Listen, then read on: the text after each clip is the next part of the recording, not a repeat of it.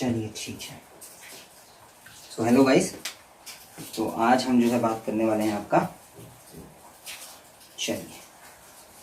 आपका lab assistant है, ठीक है। पर्यावरण पर्यवेक्षक की जो परीक्षाएं हैं उत्तराखंड के अंदर, उन सभी के ऊपर डिस्कशन करेंगे, ठीक है ना। साथ में क्या है, एक डेमो क्लास भी आपकी हो जाएगी। इसके बाद अगर आपको पेड सेशन लेना हो तो आप क्या कर सकते हैं, जो डिटेल्स है उस नंबर पे बता दीजिएगा। पेड कोर्सेज जो है वो आपको दे दिए जाएंगे और रिकॉर्डेड वीडियोस ये वाली जो है आपको मिलती रहेंगी चैप्टर वाइज, ठीक है। आज क्या थोड़ा सा मैं बता दूं आपको डिटेल कि आज हम बात करेंगे क्लास 10th के अंदर एक चैप्टर आता है हमारा, बहुत ही इंपॉर्टेंट है, इलेक्ट्रिसिटी का, ठीक है। तो इलेक्ट्रिसिटी के ऊपर ही बात करेंगे, क्या होगी इलेक्ट्रिसिटी से, कैसे क्वेश्चंस आते हैं। एक चीज ध्यान दीजिएगा कि हम लोग जो है ना प्रॉपर इलेक्ट्रिसिटी का चैप्टर वाइज डिस्कशन करेंगे, लेकिन चैप्टर की तरह नहीं समझेंगे हम, हमारे एमसीक्यू सेशन की तरह उसको लेकर के चलेंगे, इतना ठीक होगा, ठीक है ना। चलिए एक काम कीजिए, क्वेश्चन लिखिए, चलिए ठीक है। एक एमसीक्यू क्वेश्चन लिखिए, क्वेश्चन नंबर 1 क्वेश्चन नंबर 1 लिखिएगा। चलिए लिखिए, व्हाट इज इलेक्ट्रिसिटी, विद्युत धारा क्या है। व्हाट इज इलेक्ट्रिसिटी, विद्युत धारा क्या है, ठीक है। ऑप्शन लिखिएगा, व्हाट इज इलेक्ट्रिसिटी। इलेक्ट्रिसिटी के लिए 4 ऑप्शन हैं, लिखिए।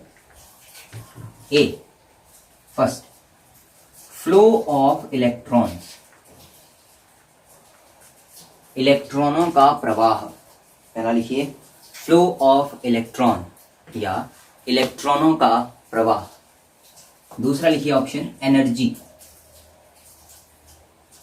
ठीक है, या लिखिए ऊर्जा, एनर्जी या ऊर्जा। थर्ड ऑप्शन लिखिए flow of charge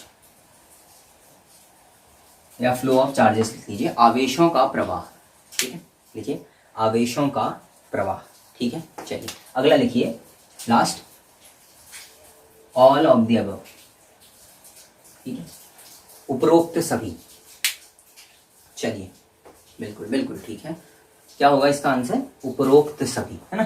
flow of electricity ले लीजिए, फ्लो ऑफ इलेक्ट्रॉन्स और चार्ज और एनर्जी, ये सब कुछ क्या है, इलेक्ट्रिसिटी है। इस चार्ज के अंदर हम बेसिकली यही डेफिनेशन पढ़ते भी हैं, देखते भी हैं क्या कुछ है। स्टार्टिंग से बात करेंगे। अच्छा, सबसे पहले ठीक है, ऐसे क्वेश्चंस को लेके चलेंगे और चैप्टर वाइज एनालिसिस करेंगे कि क्या कुछ चैप्टर के अंदर हमें देखने के लिए मिलने वाला है, ठीक है। तो सबसे पहले हमने लिखा इलेक्ट्रिसिटी क्या है, तो इलेक्ट्रिसिटी की बेसिक डेफिनेशन हमने निकाली कि फ्लो ऑफ इलेक्ट्रॉन, एनर्जी और फ्लो ऑफ चार्ज, ये सब क्या है, इलेक्ट्रिसिटी है। ये इस चैप्टर के अंदर आपको मिलेगा कि इलेक्ट्रिसिटी की डेफिनेशन मिल गई। अब देखिए इलेक्ट्रिसिटी का बेसिक फ्लो जब हम देखते हैं तो हम देखते हैं कि जो इलेक्ट्रॉन्स का प्रवाह हो रहा है, ठीक है, इलेक्ट्रॉन्स आगे बढ़ रहे हैं, तो ये जो इलेक्ट्रॉन्स आगे बढ़ते हैं तो उसके जस्ट ऑपोजिट डायरेक्शन में आपकी इलेक्ट्रिसिटी फ्लो होती है। तो अगर आपसे कभी पूछ लिया जाए what is the direction of electricity, तो आप कहेंगे sir opposite to the direction of electrons, ठीक है ना। एक क्वेश्चन आपका यहां से बनेगा। देखिए हम टॉपिक वाइज चलेंगे, सीरीज से आगे बढ़ते जाएंगे, क्वेश्चंस के अकॉर्डिंग आप समझते चलेंगे कि किस तरीके के क्वेश्चन आपसे इस चैप्टर से पूछे जा सकते हैं, ठीक है। इलेक्ट्रिसिटी क्लास 10th का है, 11th 12th के चैप्टर को हम फिर डिस्कस करेंगे, ठीक है ना। चलिए, सो फ्लो ऑफ इलेक्ट्रॉन की डायरेक्शन अगर ये है तो इलेक्ट्रिसिटी की डायरेक्शन उसके जस्ट अपोजिट होगी, तो इसको हम कहेंगे इलेक्ट्रिसिटी की जो डायरेक्शन होती है, विद्युत धारा की जो दिशा होती है, वो इलेक्ट्रॉनों की प्रवाह की दिशा के विपरीत होती है। इतने में कोई दिक्कत नहीं होगी। अच्छा, अब देखिए इससे भी ज्यादा, क्योंकि ये फ्लो ऑफ इलेक्ट्रॉन है तो इलेक्ट्रॉन आगे बढ़ेगा या पीछे आएगा, है ना। तो इलेक्ट्रॉन के आगे जाने के समय में एक चीज ध्यान रखनी है आपको कि जो प्रोटॉन्स हैं या पॉजिटिव चार्ज हैं ये फ्लो नहीं करते, ठीक है। प्रोटॉन्स का फ्लो नहीं होता, इलेक्ट्रॉन्स का फ्लो होता है। तो इलेक्ट्रॉन जो है वो आगे की तरफ जाएंगे, ठीक है ना। चलिए, इसके ऑपोजिट डायरेक्शन में इलेक्ट्रिसिटी आ गई। तो बेसिकली फर्स्ट जो आपको इस चैप्टर के अंदर एक इक्वेशन मिलेगी वो मिलेगी कि इलेक्ट्रिसिटी की आई, इसको इलेक्ट्रिसिटी हम आई से डिनोट करते हैं, ये जो आई है ये क्या होता है, ठीक है। तो आई हमने इस डेफिनेशन से निकाला, that is flow of charge. क्योंकि देखिए इलेक्ट्रॉन भी एक चार्ज है, बट जरूरी नहीं है कि केवल इलेक्ट्रॉन्स ही फ्लो करें, तो केवल चार्ज फ्लो भी तो हो सकता है। So I is equal to Q upon T, I is equal to Q upon T. ये इधर से पहला फॉर्मूला बनता है, डायरेक्ट फॉर्मूला आपसे पूछा जा सकता है, ठीक है। तो तो I is equal to Q upon T का मतलब क्या हुआ, I हो गई इलेक्ट्रिसिटी विद्युत धारा, Q हो गया चार्ज यानी कि आवेश, T हो गया समय टाइम। ठीक है। अच्छा, यहां से एक जो अच्छा क्वेश्चन आपका बनेगा वो बनेगा यूनिट। 11th और 12th दोनों में ये चैप्टर है यूनिट एंड मेजरमेंट, और ये चैप्टर आपके सिलेबस में भी होता है। ठीक है। यूनिट, अगर यूनिट की बात करें तो आई, क्यू की जो यूनिट होती है वो होती है कूलाम, टी की जो यूनिट होती है वो क्या होती है, सेकंड, टाइम की सेकंड होती है। ठीक है। कूलाम और सेकंड अगर हम एक साथ लेकर के चलेंगे तो क्या बनेगा, coulomb per second. Coulomb per second जो है वो आपकी क्या बन जाएगी, इसकी यूनिट बन जाएगी। लेकिन कूलाम पर सेकंड के अलावा भी इलेक्ट्रिसिटी की एक यूनिट होती है जिसको हम ए से दिखाते हैं, इसको कहते हैं एम्पियर। तो अगर क्वेश्चन आपसे पूछ ले, इन दोनों में से कोई भी पूछे वो किसकी यूनिट है, इलेक्ट्रिसिटी की यूनिट है, दैट इज एम्पियर, और उसके साथ में कूलाम पर सेकंड दोनों हो जाएंगे। चलिए ठीक है, यहाँ पे से नोट कर लीजिए, दैट इज अगली लाइन से लिख लीजिएगा। क्या लिखेंगे, I is equal to Q upon T, यानी कि the flow of charges is known as electricity. ठीक हो गया। अगली लाइन से लिखिएगा unit, unit is equal to लिखिएगा Q की coulomb per second, coulomb per second is equal to लिख लीजिएगा एम्पियर।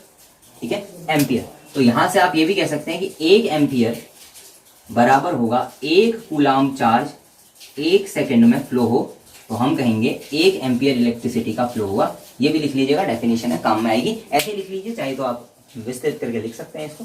ठीक है, चलिए बहुत बढ़िया। यहाँ से आपका लगभग चार्ज का एक कंसेप्ट आपका क्लियर हो चुका है, इलेक्ट्रिसिटी की बेसिक डेफिनेशन आपकी क्लियर हो चुकी है। ठीक, चलिए अब आगे बढ़ते हैं।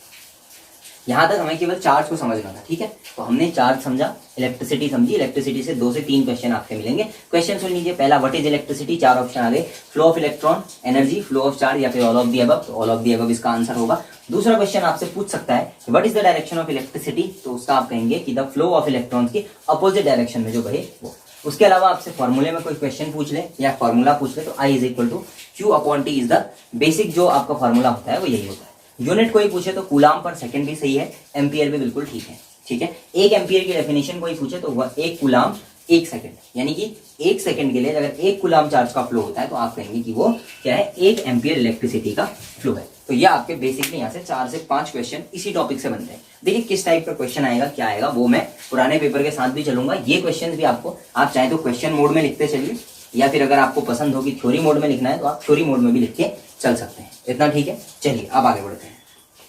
चलिए अब अगले कंसेप्ट की तरफ चलें। जरा क्वेश्चन लिखिए, क्वेश्चन लिखिएगा। ये क्वेश्चन आने वाले क्वेश्चन है तो लिख लीजिए, which one of the following is the best conductor of electricity. निम्न में से कौन विद्युत धारा का सर्वश्रेष्ठ सुचालक है। ठीक है, देखिए, निम्न में से कौन विद्युत धारा का सर्वश्रेष्ठ सुचालक है। ठीक है, ऑप्शन लिखिएगा। चलिए ऑप्शन नंबर ए लिखिए, सिल्वर, सिल्वर यानी कि चांदी। ठीक है, बी लिखिएगा कॉपर। ठीक है, बी लिखिएगा कॉपर। सी लिखिए आयरन यानी कि लोहा। डी लिखिए डायमंड यानी कि हीरा। 4 ऑप्शन हो गए। Which one of the following is the best conductor of electricity, बताइए। ऑप्शन की तरफ जाइए और सोचिए जरा, कौन सबसे बढ़िया कंडक्टर है। फिर मैं आपको थोड़ा सा कंडक्टर के बारे में बताऊंगा और फिर इस क्वेश्चन की तरफ हम आएंगे। ठीक है, गुड गुड, बहुत बढ़िया। चलिए कंडक्टर, तो बेस्ट कंडक्टर कौन है इलेक्ट्रिसिटी का, ठीक है, आयरन, ये सिल्वर जो है ये आपका बेस्ट कंडक्टर होता है। ठीक है, नॉर्मली हम घरों में क्या यूज कर लेते हैं, कॉपर यूज कर लेते हैं, और डायमंड जो है वो इलेक्ट्रिसिटी को फ्लो नहीं होने देता। इतना ठीक है ना। चलिए बहुत बढ़िया। अच्छा, अब इस कंसेप्ट को थोड़ा सा बेसिक डेफिनेशन की तरफ चलेंगे। कंडक्टर क्या होते हैं, ठीक है। अगला देखेंगे सेमी कंडक्टर, नोट करते चलिएगा। ठीक है, सेमी कंडक्टर क्या होते हैं, और एक इंसुलेटर्स क्या होते हैं। ठीक है, और इसके अलावा 10th की चैप्टर में, 10th के अंदर आपको एक वर्ड और सुनने के लिए मिलेगा, रजिस्टर्स। ठीक है ना। अब ध्यान से सुनिएगा, पहले तो ऊपर के 3 देख लीजिए, ये इंपॉर्टेंट भी हैं और पूछे भी जाते हैं। कंडक्टर अपने मेटल वगैरह जो है ये कंडक्टर में आते हैं। और एक आपको यहां याद रखना है, ग्रेफाइट, नाम सुना है, ग्रेफाइट। ठीक है, अच्छा, ग्रेफाइट एक तरीके से कार्बन ही है। सुनिए, मेटल्स कंडक्टर होते हैं। कंडक्टर्स वो होते हैं जो इलेक्ट्रिसिटी को फ्लो होने देते हैं। विद्युत धारा का प्रवाह जिसमें बहुत आसान होता है उसे हम कंडक्टर कहते हैं, सुचालक कहते हैं। The flow of electricity is easiest in conductors. इतना क्लियर है ना? ठीक है। अब ध्यान से सुनिए कि आप 10th की क्लास नहीं पढ़ रहे हैं तो आपको ऐसे नोट्स नहीं बनाने कि आप 10th के आंसर राइटिंग के लिए कर रहे हैं, आप एमसीक्यू सेक्शन के लिए पढ़ रहे हैं। ध्यान दीजिएगा कि एमसीक्यूज आपके बनते रहने चाहिए, ठीक है। सेमीकंडक्टर जो थोड़ा थोड़ा जाने भी देते हैं इलेक्ट्रिसिटी को, थोड़ा रोकते भी हैं, जिनका फ्लो ऑफ इलेक्ट्रिसिटी काफी लो होता है कुछ कंडीशंस पैदा करने के बाद, जिसको डोपिंग कहते हैं, ठीक है, डोपिंग कहते हैं। इससे एक क्वेश्चन आपका पूछा गया है, ठीक है।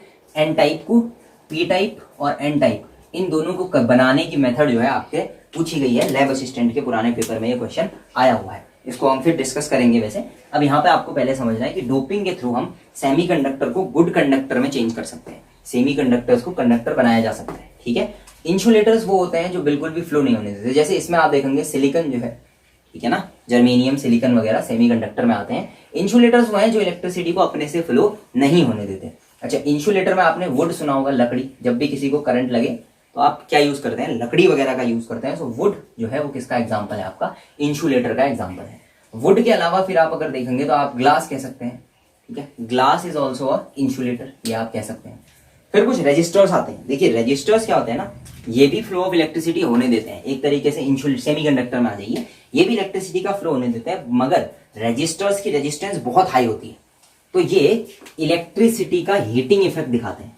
ये भी आप पढ़ेंगे, इलेक्ट्रिसिटी का हीटिंग इफेक्ट जो है वो कौन दिखाएगा? आपका रेजिस्टर्स दिखाते हैं, ठीक है। इलेक्ट्रिसिटी का हीटिंग इफेक्ट रेजिस्टर्स दिखाते हैं। अगर इसके कोई आपसे एग्जाम्पल पूछ ले तो आप कहेंगे सर नाइक्रोम वायर, या जो नाइक्रोम है वो क्या है? एक रजिस्टर है। अच्छा, नाइक्रोम का यूज भी कभी कभी पूछ ले तो घर में जो हम आयरन यूज करते हैं, प्रेस यूज करते हैं, कपड़े प्रेस करने वाली, हीटर्स वगैरह में जो वायर लगा होता है वो क्या है? नाइक्रोम का है। टंगस्टन वगैरह के बारे में भी आपने सुना हुआ होगा। तो अब आते हैं यहाँ, बेस्ट कंडक्टर कौन है? तो वो है हमारा silver. Silver is the best conductor. थोड़ा महंगा है तो इस वजह से इसका यूज जो है वायर वगैरह में नहीं किया जाता, ठीक है, वरना घर की फिटिंग के लिए इसका यूज नहीं किया जाता। क्यों नहीं किया जाता? क्योंकि जो है सिल्वर अपना कॉस्टली होता है। कॉपर वगैरह का नॉर्मल यूज हम करते ही हैं, ठीक है। तो ये आपके conductor, semiconductor, insulator, resistors रहे। नोट कर लीजिएगा। कंडक्टर लिखिएगा, they allows to flow the electricity very easily, बहुत बढ़िया। Semiconductor, they are not a good conductor but can be converted into good conductors by doping। Semiconductor में लिखिएगा doping के माध्यम से इन्हें अच्छा चालक या सुचालक बनाया जा सकता है। फिर अगला लिखिए इंसुलेटर, इंसुलेटर, ठीक है, कुचालक, अचालक, ठीक है। इसमें लिखिएगा वह जो विद्युत धारा का प्रवाह नहीं होने देते, लकड़ी, कांच, ग्लास, ठीक है। अगला लिख लीजिए रेजिस्टर्स, अवरोधक। इसमें लिखिएगा जिनकी रेजिस्टेंस बहुत हाई होती है, हैविंग वेरी हाई रेजिस्टिविटी या वेरी हाई रेजिस्टेंस भी कह सकते हैं आप, जिनकी प्रतिरोधकता बहुत उच्च होती है। नाइक्रोम इसके एग्जांपल में लिख लीजिए। बाकी यहाँ सिल्वर, कॉपर, आयरन, ये तीनों कंडक्टर हैं। डायमंड यहाँ पर क्या है? आपका इंसुलेटर है। ग्रेफाइट को ध्यान से कंडक्टर में डाल दीजिएगा, ये क्वेश्चन आपसे पूछे जाने के चांसेस है। इतना ठीक है ना? चलिए थोड़ा सा कंसेप्ट को आगे की तरफ लेके चलेंगे। फ्लो ऑफ इलेक्ट्रिसिटी आप समझ गए, एक बार शुरू से देख लेते हैं। I is equal to Q upon T, ये आपकी इलेक्ट्रिसिटी का फ्लो हो रहा था। इसी इलेक्ट्रिसिटी के बेसिस पे आपने चीजों को डिवाइड किया और आपने लगभग 3 चीजें बना दी। एक बना दी आपने कंडक्टर, एक बनाया आपने सेमी कंडक्टर, एक बनाया आपने इंसुलेटर्स। अब थोड़ा सा फोकस हम कंडक्टर की तरफ करेंगे, ठीक है। सेमीकंडक्टर और इंसुलेटर्स, रेजिस्टर्स को मैं छोड़ रहा हूँ, वो जितना पढ़ना था हम पढ़ चुके। कंडक्टर्स के ऊपर आएंगे, ठीक है। कंडक्टर में भी हमने देख लिया कि बेस्ट जो है वो सिल्वर होता है, हम कॉपर का घरों में यूज कर लेते हैं, इतना भी कॉमन हो गया। अब देखिए जैसे कंडक्टर के अंदर जब भी इलेक्ट्रिसिटी का फ्लो होगा तो कोई रिस्पॉन्सिबल फैक्टर होगा। तो यहां देखिएगा एक वायर, ये मान लीजिए, ठीक है, ये मैंने थोड़ा सा पतला वायर है, उसको थोड़ा सा वाइड एंगल में हमने देख लिया है। एक तरीके से आप कह लीजिए क्रॉस सेक्शन जो एरिया है इसको थोड़ा बड़ा कर लिया है, क्षेत्रफल में वृद्धि करके एक छोटे वायर को हम देख रहे हैं। हमने कहा इलेक्ट्रिसिटी वो है जब चार्ज का फ्लो हो, ये इलेक्ट्रॉन्स का अगर फ्लो होगा तो विद्युत धारा की दिशा इधर से इधर की तरफ आएगी, दैट इज आई। इतना कॉमन है आप लोगों के लिए, इतना आपको आता भी होगा। आई जो है वो इस तरफ को आएगी, इलेक्ट्रॉन्स इस तरफ को जाएंगे। This is the flow of electricity भी हमको मिल गया। इलेक्ट्रिसिटी के लिए फिर से एक बार एम्पियर जो है वो क्या होती है, इसकी यूनिट होती है, ठीक है, भूलिएगा नहीं। अच्छा, अब ध्यान से सुनिए कि इलेक्ट्रॉन जब फ्लो कर रहे हैं तो प्रोटॉन्स इसके अंदर हैं, प्रोटॉन्स के अलावा आयंस और एटम्स भी होते हैं, ये चीज ध्यान रखिएगा, ठीक है। क्लास 10th में सब कुछ है, प्रोटॉन्स, आयंस और एटम्स अलग अलग लिखा गया है।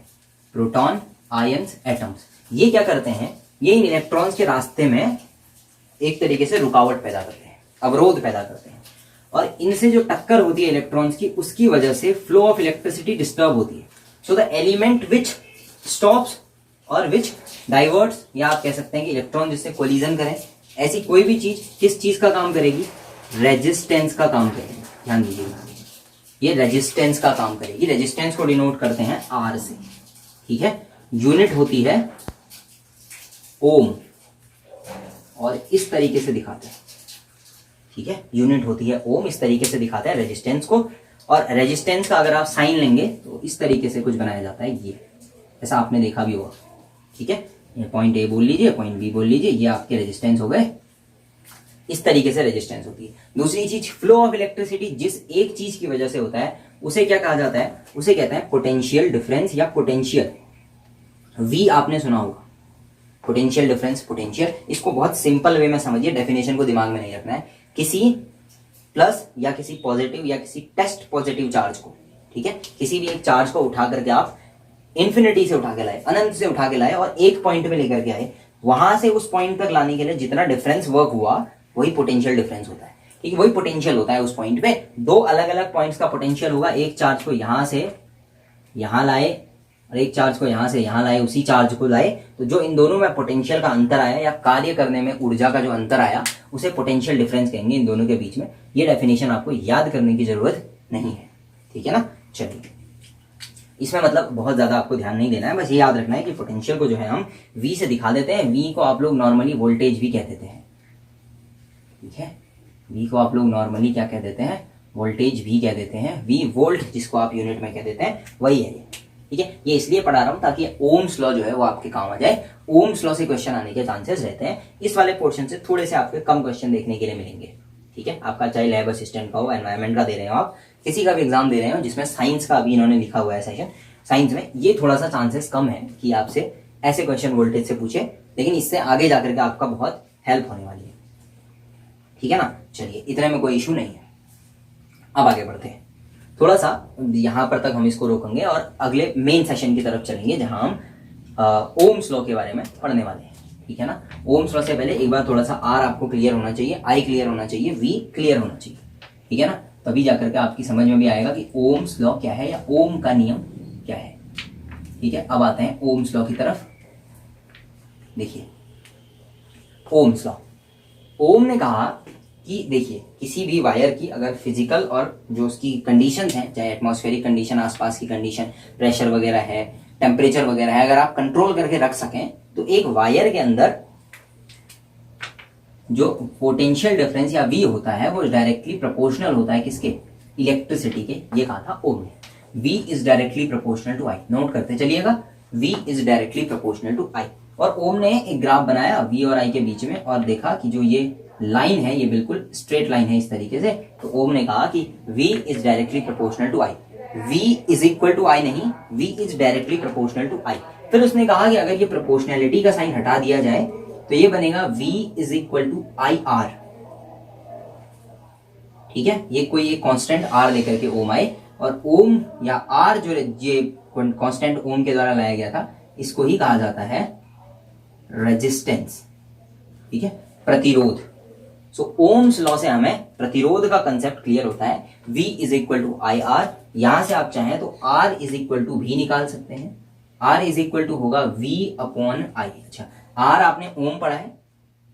अगर मैं कहूं 1 वोल्ट है और यहां नीचे 1 एम्पियर है तो ऐसी कंडीशन को भी हम क्या कहेंगे, 1 ओम कहेंगे। तो वोल्ट पर एम्पियर, ऐसे क्वेश्चन बहुत पूछे जाता है आपसे, वोल्ट पर एम्पियर क्या है, ओम है। यानी कि वोल्ट पर एम्पियर किसका यूनिट है, रेजिस्टेंस का यूनिट है। इसमें डाउट मत कीजिएगा, ठीक है। ये बहुत ही कॉमन सी चीज है। अच्छा, मैं यहीं से आपको आगे लेके चल रहा हूँ, ठीक है, रेजिस्टेंस से ही आगे ले जा रहा हूँ। बिल्कुल एक सीरीज से चलते रहिए, बीच के जो टॉपिक्स छूट रहे हैं उनके बारे में मत सोचिएगा, क्योंकि वो टॉपिक्स पूछे नहीं जाएंगे। जो भी पूछे जाएंगे मैं सब कुछ कवर कर रहा हूँ। R is equal to V upon I, so 1 volt upon 1 ampere हो गया, ठीक है। अच्छा, इसी के बाद फिर थोड़ा बहुत और डेवलपमेंट होती है। R is equal to V upon I के आगे भी लोग पढ़ दे, सोचा रेजिस्टेंस के बारे में, क्या कोई और भी फैक्टर है जो रेजिस्टेंस पे इफेक्ट डालें, ठीक है ना। अच्छा, रेजिस्टेंस पे जब इफेक्ट डालने की बात आती है तो हम एक बात करते हैं कि जो टेम्परेचर है ये भी एक बढ़िया कंडीशन है, ठीक है। टेम्परेचर समझ रहे हैं, आसपास का तापमान, ये भी कंडीशन बनाता है। टेम्परेचर के अलावा एक और जो बड़ा इफेक्ट डालता है वो होता है कि आपका मटेरियल क्या है। मटेरियल समझते हैं, किस चीज का वायर बना है। मान लीजिए आपने लकड़ी की वायर बना दी, ठीक है, ये इंसुलेटर से वायर बना, करंट फ्लो होगा नहीं हो पाएगा, तो इसका मतलब मटेरियल जो है वो इफेक्ट डालेगा। इसके अलावा एक होती है वायर की लेंथ, और इसको स्टार कर लीजिएगा जो मैं पढ़ा रहा हूं, इससे एक क्वेश्चन आपका आने के चांसेस बहुत ज्यादा हैं। एक होता है लेंथ, दूसरा एक और बड़ा फैक्टर है क्रॉस सेक्शन एरिया, ठीक है। क्रॉस सेक्शन एरिया यानी कि पृष्ठीय क्षेत्रफल, पृष्ठीय क्षेत्रफल, तापमान, पदार्थ और साथ में लंबाई, ये चार जो चीजें हैं ये रेजिस्टेंस पे प्रभाव डालती हैं, प्रतिरोध को बढ़ाती या घटाती हैं। अब पता कैसे चले कि बढ़ा रही हैं कि घटा रही हैं, तो उसके लिए हम इसके फॉर्मूले का इस्तेमाल करेंगे, और फॉर्मूले का जो इस्तेमाल करेंगे उससे हमें पता चलेगा कि आर लेंथ के साथ बढ़ता है, ठीक है। जैसे जैसे आप वायर की लेंथ बढ़ाते जाएंगे आर भी बढ़ेगा। तो इससे एक क्वेश्चन आपका बड़ा डायरेक्ट पूछ लेता है कि अगर किसी वायर की लेंथ दुगनी कर दी जाए, डबल कर दी जाए लेंथ, तो रेजिस्टेंस क्या होगा, डबल हो जाएगा। लेंथ हाफ कर देंगे तो रेजिस्टेंस भी क्या हो जाएगा, हाफ हो जाएगा, ठीक है। और R is inversely proportional to a cross section area, ठीक है। अगर बाय द वे मोटा वायर हो, ठीक है, लंबा वायर अलग चीज, अब मोटा वायर हो ऐसे, तो क्या होगा, जितना मोटा आप वायर बनाएंगे, ठीक है, दिख रहा है, R is inversely proportional to A है। अब आप ए बढ़ाते जाइए आर घटता जाए, ठीक है। चलिए इसके अलावा देखिए आर जो है ये डिपेंड करता है एक मटेरियल पे, मटेरियल कांस्टेंट हम रो के हिसाब से लेते हैं, जिसको हम कह देते हैं रेजिस्टिविटी। ये दोबारा काम आने वाला है आपका, मैं इससे अभी आपको एक एमसीक्यू का क्वेश्चन भी दूंगा, तो पूछा जाता है प्रतिरोधकता, ये है प्रतिरोध, ये है प्रतिरोधकता, यानी कि रेजिस्टिविटी, ठीक हो गया। और इसके अलावा जो हमने एक चीज कही थी टेम्परेचर, वो भी लगभग इसी में है, ठीक है। टेम्परेचर का कंसेप्ट थोड़ा अलग है और उससे क्वेश्चन पूछे जाने की संभावनाएं भी आपकी कम है, फिर भी उसके ऊपर भी बात कर लेंगे। फिलहाल इन तीनों से हम एक नया चीज, एक नया फॉर्मूला बनाएंगे, that is R is equal to rho L upon A, ये याद रख लेंगे आप। Resistance is equal to resistivity into length upon area, ठीक है। प्रतिरोधक जो, प्रतिरोधकता जो है, ये जो आपको दिख रही है रेजिस्टिविटी, ये बेस्ट फैक्टर है एक तरीके से मान के चलिए। अच्छा अब देखिए इसी रो का कंसेप्ट हम सिल्वर वगैरह में लगा के चेक करेंगे। तो एक क्वेश्चन लिखिएगा, सभी लोग लिखिए, अच्छा क्वेश्चन है, लिखिए which one of the following having highest resistivity, which one of the following having highest resistivity, निम्न में से सर्वाधिक प्रतिरोधकता है, निम्न में से सर्वाधिक प्रतिरोधकता है या होती है, ठीक है। ऑप्शन लिखिएगा इसमें, सर्वाधिक प्रतिरोधकता, सबसे पहला ऑप्शन लिखिए, ए लिखिए सिल्वर, बी लिखिए कॉपर, सिल्वर कॉपर, थर्ड लिखिए आयरन, अच्छा रुकिए ये फिर यहां पे लिख लिया आज आयरन के भी है, सिल्वर कॉपर, और थर्ड ऑप्शन में लिखिए वुड, वुड छोड़िए ग्लास लिखिए, ठीक है। जो आपके एग्जाम्पल हैं एनसीईआरटी के वहीं से लें ज्यादा बेहतर है, ग्लास, सिल्वर कॉपर ग्लास, और अगला क्वेश्चन लिखिए, लास्ट ऑप्शन लिखिए इसका डायमंड। और बताइए किसके लिए रो जो है ये सबसे ज्यादा होगा। ठीक ठीक ठीक ठीक है, ओके। चलिए देखिए, देखिए यहाँ पे सिल्वर और कॉपर ये दोनों क्या है आपके, इन दोनों से इलेक्ट्रिसिटी फ्लो होती है, कंडक्टर है, कंडक्टर्स के पास रेजिस्टिविटी कम होगी कि ज्यादा, बहुत बढ़िया। अब अगर कम होगी तो इनकी जो रेंज होती है वो होती है 10 की पावर -8 के आसपास की, ठीक है। अच्छा यहां से आप इनके लिए यूनिट भी निकाल सकते हैं, रो की, रो की यूनिट आपने निकालनी हो तो आप क्या करेंगे, rho is equal to R A upon L, R की यूनिट होती है ओम, ए की होती है मीटर स्क्वायर, और नीचे हो जाएगी मीटर, तो हम क्या कहेंगे ohm metre is the unit of resistivity, यानी कि रो की यूनिट होती है ओम मीटर, ठीक है। अब देखिए इनकी जो रेंज होती है ना सिल्वर कॉपर, इनकी 10 की पावर -8 के आसपास होती है। फिर कुछ आते हैं आपके इंसुलेटर, इंसुलेटर नहीं, ये आपके जो सेमीकंडक्टर हैं, रजिस्टर्स हैं, इनकी अगर आप जर्मेनियम सिलिकॉन की बात करेंगे तो ये 10 की पावर 1 10 की पावर 2 के आसपास इनकी लिमिट होती है। जैसे आप अगर आप देखेंगे तो सिलिकॉन 2800 के आसपास, 2800 ओम मीटर आसपास आपको मिलेगा, ठीक है सिलिकॉन का। याद नहीं करनी है वैल्यू, समझना है, ठीक है, समझते हुए चलना है। सिल्वर कॉपर इनकी और कम है। उसके बाद आते हैं आपके सिलिकॉन वगैरह। अब ग्लास और डायमंड जो है ना, इन दोनों में ये दोनों इंसुलेटर्स है, इलेक्ट्रिसिटी का फ्लो नहीं होने देते, और नहीं होने देंगे तो इनकी रेजिस्टिविटी ज्यादा होगी। अब किसकी सबसे ज्यादा होगी पूछा है तो ध्यान दीजिएगा, डायमंड की सबसे ज्यादा होती है, 10 की पावर 12 से लेकर के 14-15 के आसपास पहुंचती है। ग्लास की 10 की पावर 11 to 13 होती है। तो बहुत ज्यादा कंफ्यूजन मत रखिएगा, डायमंड इसका सही आंसर होगा, टिक कर दीजिएगा, क्वेश्चन खत्म हो जाता है। इससे फिर आपके रेजिस्टिविटी या रेजिस्टेंस दोनों से क्वेश्चन पूछे जा सकते हैं, न्यूमेरिकल के चांसेस भी बनते हैं आपके इससे, ठीक है। R is equal to V upon I और R is equal to rho L upon A, इसी से आप न्यूमेरिकल भी करेंगे, न्यूमेरिकल भी कराएंगे आपको 2 या 3 क्वेश्चन आपके इससे लेंथ वाले क्वेश्चन होंगे जो पूछे जाते हैं, ठीक है। इसीलिए मैंने कहा कि ये इंपॉर्टेंट कॉन्सेप्ट है, किसी वायर को लेंथ बढ़ा दी जाए, एरिया छोटा कर दिया जाए तो रेजिस्टेंस पे क्या इफेक्ट पड़ेगा, रेजिस्टिविटी पे क्या इफेक्ट पड़ेगा, ये पूछता है। तो ऐसे क्वेश्चन हम करेंगे, ठीक है ना, ये न्यूमेरिकल्स करेंगे। फिलहाल आप पहले बेसिक कंसेप्ट इस चैप्टर का समझिए, इसमें से कुछ उतारना उतारिए, ठीक है, उसके बाद थोड़ा सा हम आगे बढ़ेंगे। बाकी ये क्वेश्चन आपने कर लिए, चलिए इतना ठीक है। अब आइए, अब आज का अपना एक लास्ट कंसेप्ट कर लेते हैं, ठीक है। रेजिस्टर्स को जोड़ लेते हैं, रेजिस्टेंसेस को जोड़ लेते हैं, जो प्रतिरोध है उनको आपस में जोड़ते हैं, ठीक है ना। अच्छा, ये आप लोगों ने पढ़ा भी होगा, है पैरेलल और सीरीज, श्रेणी और समांतर क्रम, ठीक है ना। अच्छा, सीरीज देख लीजिए पहले। अगर एक ही लाइन है और एंड टू एंड कनेक्शन हो रहा है, ये ऐसे one end to another end, another end to one end, ऐसा कनेक्शन हो रहा है तो हम क्या कहते हैं इसको, सीरीज कॉम्बिनेशन। श्रेणी क्रम में जुड़े हुए प्रतिरोध, इनको R1 R2 R3 मान लीजिए, श्रेणी क्रम में जुड़े हुए प्रतिरोध इनको कहते हैं। इसी के साथ में पैरेलल रेजिस्टेंस भी आते हैं, पैरेलल यानी कि समांतर क्रम में जुड़े। तो समांतर क्रम में आप देखेंगे कि अगर कहीं पे इलेक्ट्रिसिटी ऐसे डिवाइड हो जाए, ठीक है, जब आप आगे जाएंगे 11th-12th का पढ़ेंगे तो किरचॉफ्स लॉ भी देखेंगे, उसी के हिसाब से कह रहा हूं। अगर आप यहां से बढ़े और ऐसा देखें कहीं पे भी जहां इलेक्ट्रिसिटी का डाइवर्जन हो रहा हो, इलेक्ट्रिसिटी कैंसिल हो रही हो और एक दूसरे पार्ट्स में डिवाइड हो रही हो, यहां से इलेक्ट्रिसिटी जाएगी और इधर चले जाएगी, है ना, ये ऐसे केस में आप कहेंगे कि जो R1 R2 रेजिस्टेंस है ये क्या है, ये आपके पैरेलल कॉम्बिनेशन में समांतर क्रम में जुड़े हुए हैं। इन दोनों केसेस में वो आपसे क्वेश्चन पूछता है ऐसे, बताइए पॉइंट ए और पॉइंट बी के बीच में रेजिस्टेंस कितना होगा, रिजल्टेंट रेजिस्टेंस, और यहाँ भी पॉइंट ए और पॉइंट बी के बीच में रिजल्टेंट रेजिस्टेंस कितना होगा, ये दोनों क्वेश्चन आपसे पूछता है, ठीक है। इन दोनों के लिए आपको सिंपल सी चीज याद रखनी है। पहली चीज ये कि जब ये सीरीज में है तो देखिए यहां से इलेक्ट्रिसिटी गई तो इलेक्ट्रिसिटी कोई डाइवर्ट हुई नहीं, तो I constant, if I is constant क्या चेंज होगा, तो आप कहेंगे सर वी चेंज होगा,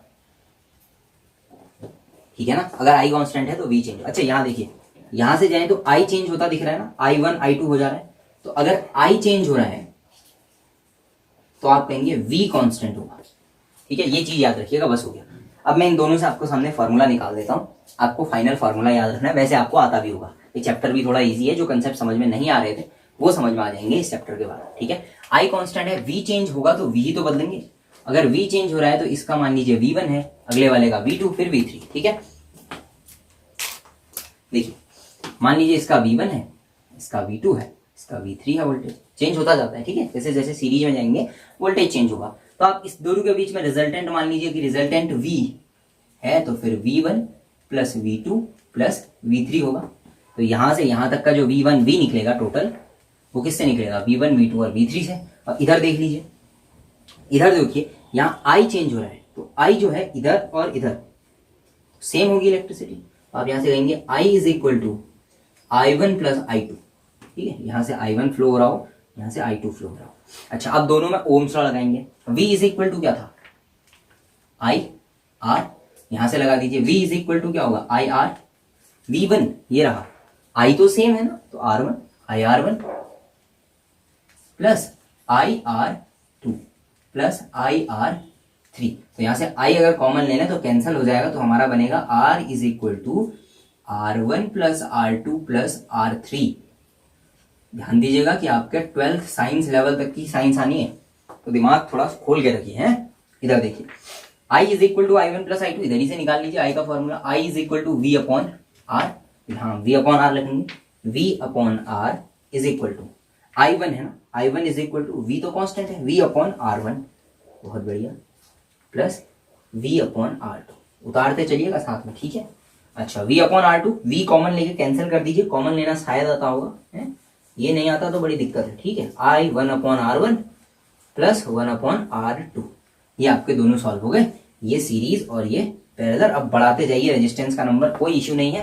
R is equal to R1 plus R2 plus R3 plus R4 plus R5, यहाँ 1 upon R1 plus 1 upon R2 plus 1 upon R3 करते जाइए। एक क्वेश्चन अब आप लोग खुद से करेंगे, ये चैप्टर अप्रॉक्स आपकी एंडिंग की तरफ है, अगली क्लास में हम इस चैप्टर को थोड़ा सा आगे बढ़ा के खत्म कर लेंगे, ताकि फिर हम अगले चैप्टर की तरफ बढ़ पाए। फिर अपना 9th से एक चैप्टर जो है वो कवर करेंगे, 9th 10th को हम जितना जल्दी खत्म कर पाए वो करेंगे, फिर जाकर के 11th और 12th को कवर करेंगे। बेसिक जो आपकी साइंस है 11th 12th की आएगी, लेकिन कुछ क्वेश्चन आपके यहाँ एनसीईआरटी से पूछेंगे, तो मैं एनसीईआरटी के क्वेश्चन करा भी रहा हूँ आपको एमसीक्यू के अंदर, ठीक है। लास्ट क्वेश्चन लिखिए, एक क्वेश्चन लिखिए, लिखिएगा वोल्ट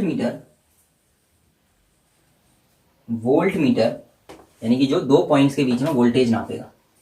मान लीजिए ये एक लाइन है, ए और बी के बीच में आपसे पूछ लिया what is the voltage difference, तो ये पूछ रहा है आपसे volt meter is always connected in, volt meter is always connected in, volt meter कहां जुड़ता है, volt meter is always connected in. First लिखिए सीरीज, ठीक है। सेकंड लिखिए पैरेलल, सीरीज, सेकंड लिखिए पैरेलल। थर्ड लिखिए इन वन एंड यानी कि एक किनारे पर, श्रेणी क्रम में, समांतर क्रम में, एक किनारे पर। चौथा लिखिए विद बैटरी या विद सेल, विद बैटरी या विद सेल, बैटरी के साथ या सेल के साथ, ठीक है।